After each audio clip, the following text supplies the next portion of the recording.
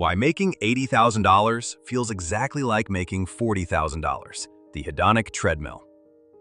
Let me paint a picture for you. 5 years ago, you were making $42,000 a year, living in a small apartment, driving a used Honda Civic. You remember thinking, if I could just make $70,000, I'd be set. I'd finally feel comfortable.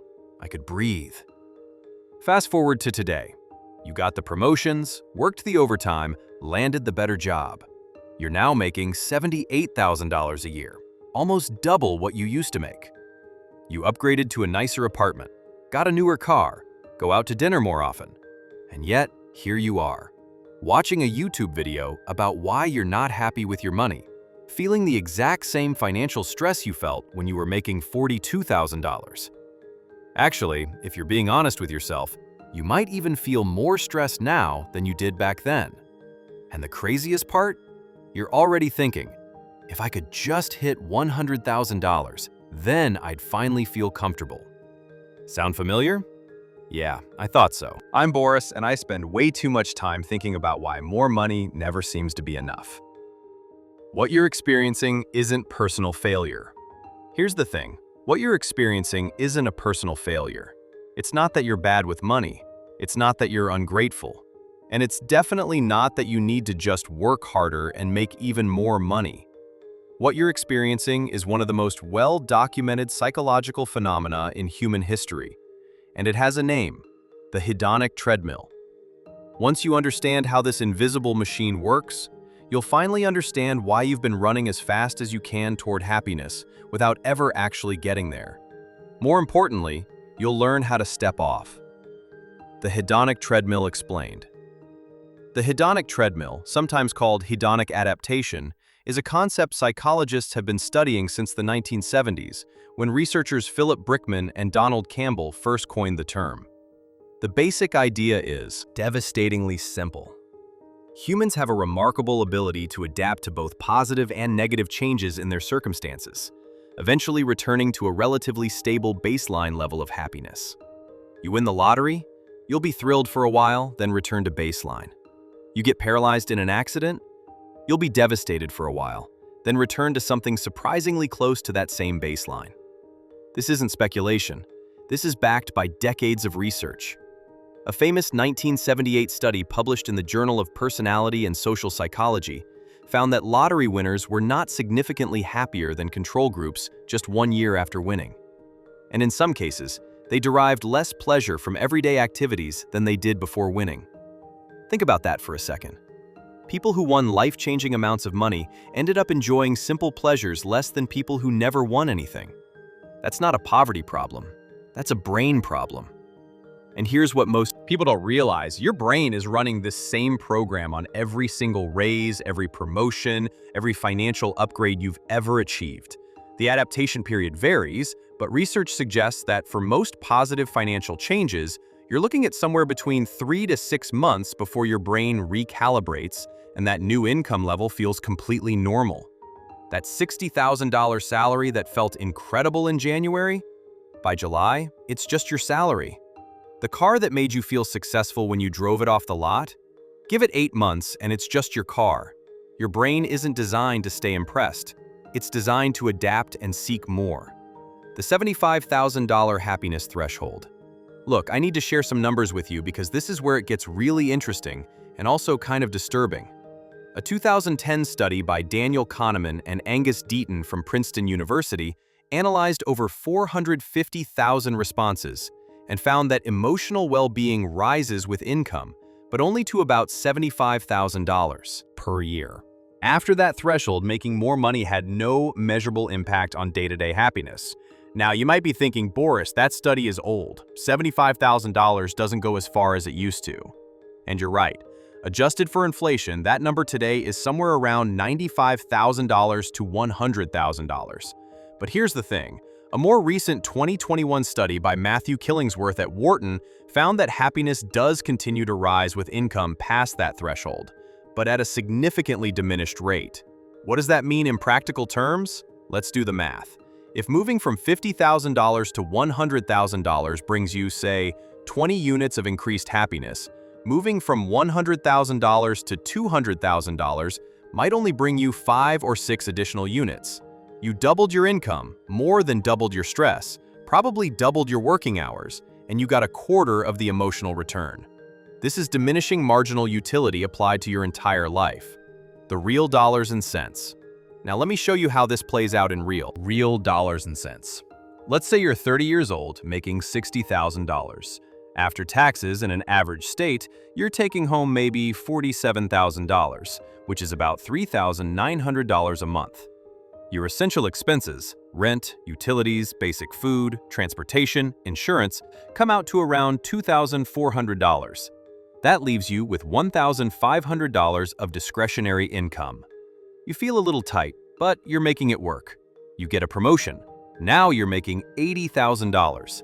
After taxes, you're taking home roughly $62,000, about $5,200 a month. But here's what happens. You move to a nicer apartment because you deserve it, adding $500 to your rent. You upgrade your car because the monthly payment is only $150 more. You start eating out more frequently because you're busy and successful, adding maybe $300 to your food budget. You subscribe to a few more services, buy nicer clothes for work, maybe pick up a gym membership you barely use.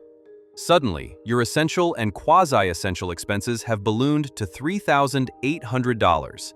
Your discretionary income? $1,400. That's actually less than before your raise. You made $20,000 more per year, and you somehow have less breathing room. This is lifestyle inflation, and it is the physical manifestation of the hedonic treadmill in your bank account. The $100,000 paycheck-to-paycheck paradox. Now here's the part that really gets me.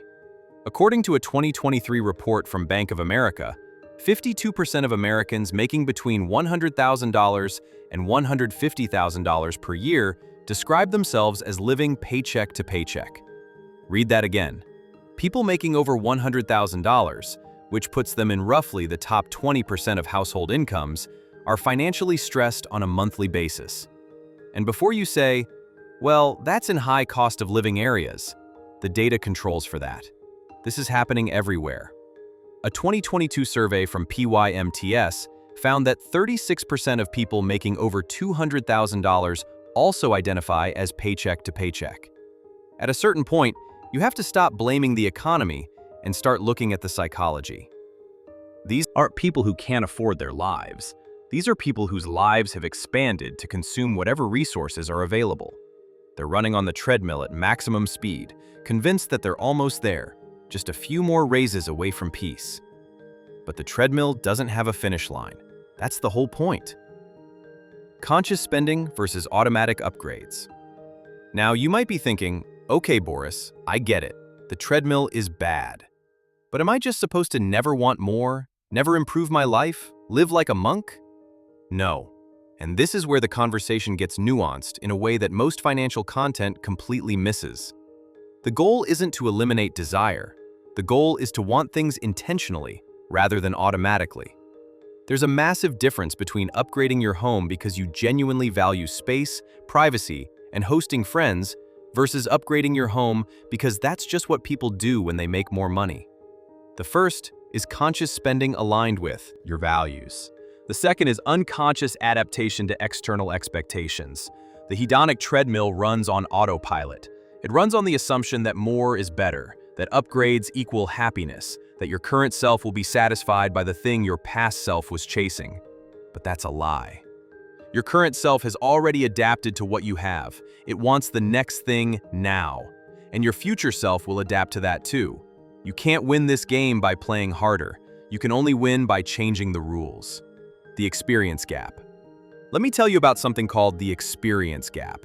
Researchers have consistently found that experiential purchases, things like travel, concerts, learning a new skill, spending time with people you love, provide more lasting happiness than material purchases. There are a few reasons for this. First, experiences are harder to adapt to because they exist as memories rather than physical objects. You can't get used to a memory the way you get used to a couch. Second, experiences often involve social connection, which is one of the strongest predictors of well-being. Third, experiences become part of your identity in a way that possessions don't. You are your adventures, your stories, your challenges overcome. You are not your car or your watch or your square footage.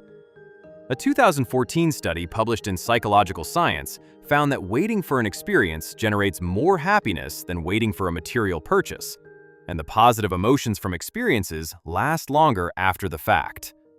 Now, here's the financial twist. Experiences are often cheaper than the material upgrades people make instead. A weekend camping trip with friends might cost $200.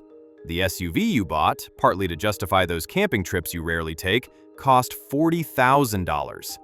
A cooking class costs maybe $100 and provides genuine skill and enjoyment. The kitchen renovation you did because your kitchen wasn't nice enough cost $15,000, and you stopped noticing it after 3 months. We're systematically overspending on things that provide less happiness and underspending on things that provide more. This isn't just bad psychology, it's bad math. The arrival fallacy. This is where it gets really interesting, because there's another way off the treadmill that almost nobody talks about, and it's counterintuitive as hell. It's called the arrival fallacy, and understanding it changes everything. The arrival fallacy is the illusion that once you arrive at a certain destination, you'll be happy. Once you hit 6 figures, once you pay off the house, once you hit $1 million in net worth, once you can retire. The fallacy isn't that those things don't matter or won't improve your life. The fallacy is that happiness exists at the destination rather than in the journey. Here's what the research actually shows. People are happiest when they're making progress toward meaningful goals, not when they've achieved them. The anticipation of a vacation provides more happiness than the vacation itself. The process of building a business provides more satisfaction than cashing out. Training for a marathon is more fulfilling than finishing it. This means that if you're postponing your happiness, waiting until you arrive financially to feel good about your life, you're making a catastrophic error. You're sacrificing the journey, which is where happiness actually lives, for an arrival that will feel hollow when you get there. I've talked to people who spent 20 years grinding toward financial independence, hit their number, and immediately felt lost. They adapted. The goal that sustained them was gone. The happiness they expected didn't materialize. And they realized too late that they traded their 30s and 40s for a promise their brain was never going to keep. How to step off the treadmill. So what do you actually do with this information? How do you step off the treadmill without giving up on financial success? Let me give you something practical. Step 1. Create a lifestyle anchor. This is a commitment you make to yourself about how much of your future raises you'll allow to flow into lifestyle upgrades versus investments. For most people, I recommend somewhere between a 70-30 to 50-50 split, with the higher percentage going toward investing. So, if you get a $10,000 raise, $3,000 can flow into lifestyle improvements and $7,000 goes straight into investments. This serves 2 purposes. First, it prevents the automatic lifestyle inflation that keeps you on the treadmill. Second, the lifestyle improvements you do make feel more intentional and therefore more satisfying because you're choosing them consciously rather than drifting into them. The key is to set this rule when you're thinking clearly, not in the moment when you're excited about a raise and already mentally spending it. Step 2. Practice negative visualization. This sounds depressing, but is actually liberating. Stoic philosophers have been doing this for 2,000 years. The idea is to regularly imagine losing the things you currently have: your apartment, your job, your car, your relationships. Not to make yourself miserable, but to break the adaptation that makes you take these things for granted. Studies show that this practice actually increases gratitude and appreciation for current circumstances without requiring any external change. You don't need to make more money to feel richer. You need to stop adapting to what you already have. Try this once a week. Take 10 minutes to vividly imagine your life if you suddenly lost your job and had to go back to whatever you were earning 5 years ago. Feel the anxiety. Then open your eyes and realize you still have what you have. That gap between imagined loss and current reality is where gratitude lives. And gratitude is one of the only known antidotes to hedonic adaptation. Step 3.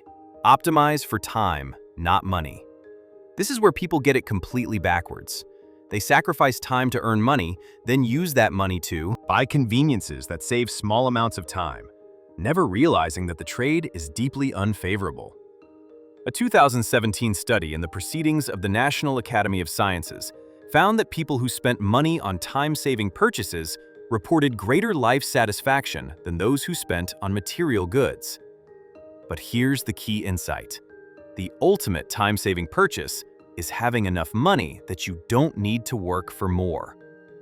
Every dollar you invest instead of spending is a dollar that eventually works for you, buying back hours of your life. At a 4% safe withdrawal rate, every $25 you invest buys you $1 of permanent annual passive income. Do that for 10 years while your investments compound, and you've bought yourself a part-time job's worth of income that you never have to work for. You're stepping off the treadmill, not by killing your ambition, but by redirecting it. Instead of running faster to buy more stuff, you're running to buy your time back. That's a race that actually has a finish line. The bottom line. Look, I want to leave you with this. The hedonic treadmill isn't evil. It's actually a survival mechanism that helped our ancestors stay motivated in a world of genuine scarcity. The problem is that we're now running ancient software in a world of artificial abundance, surrounded by advertising designed to exploit our psychological vulnerabilities. Every billboard, every commercial, every Instagram ad is trying to convince you that you're not quite there yet, that happiness is one purchase away. And your brain, with its tendency to adapt to everything good that's ever happened to you, makes this message feel true even when you know intellectually that it's not. You're not broken for feeling this way. You're human. But being human also means you have the capacity to recognize your programming and choose differently. You can decide that enough is a number, not a feeling. You can track your lifestyle creep and consciously resist it. You can invest in experiences over things, in time over money, in progress over arrival. You can step off the treadmill, not because you've given up on success, but because you've realized success was never waiting at the end of an endless run. It was in learning how to walk away from a race that was never designed to be won. If this video helped you see your finances differently, smash that like button and subscribe for more content that actually challenges how you think about money. I'll see you in the next one.